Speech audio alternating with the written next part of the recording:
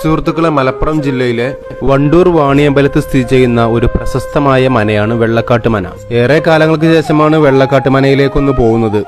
മനക്ക് ചില മാറ്റങ്ങളൊക്കെ സംഭവിച്ചിട്ടുണ്ട്. മുമ്പ് ഞാൻ പോയപ്പോൾ പത്തായപ്പുര ഇങ്ങനെയായിരുന്നു. ഇപ്പൊ പത്തായപ്പുരയൊക്കെ ഒന്ന് പുതുക്കി പണിഞ്ഞു. മുറ്റത്ത് തന്നെ നമ്മുടെ രമണിയമ്മയും നിൽപ്പുണ്ട്. ഒറ്റപ്പാലം വരിക്കാശ്ശേരി മനക്കാരിയും കൂടിയാണ് രമണിയമ്മ. അപ്പൊ നമുക്ക് വെള്ളക്കാട്ട് മനയുടെ ഏതാനും ചില ചരിത്രങ്ങളും വിശേഷങ്ങളും കൂടി പങ്കുവെക്കാം. വൈദിക സ്മാർത്ത പാരമ്പര്യമുള്ള ഒരു മനയാണ് വെള്ളക്കാട്ട് മന.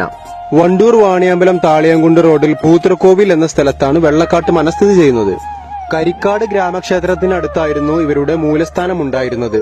1858കളിൽ അവിടെ നിന്നും വാണിയമ്പലത്തേക്ക് വന്ന് താമസമാക്കിയവരാണ് ഇന്ന് ഈ മനയിൽ താമസിക്കുന്നവർ.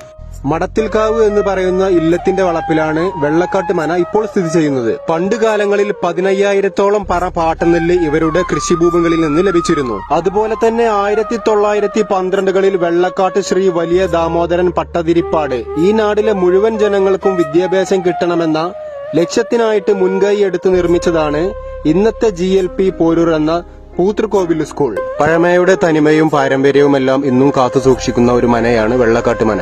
വള്ളുവനാടിന്റെ മറ്റു തറവാടുകളുടെയും മനകളുടെയും എല്ലാം വിശേഷങ്ങളുമായി മറ്റൊരു വീഡിയോയിൽ വീണ്ടും കാണാം.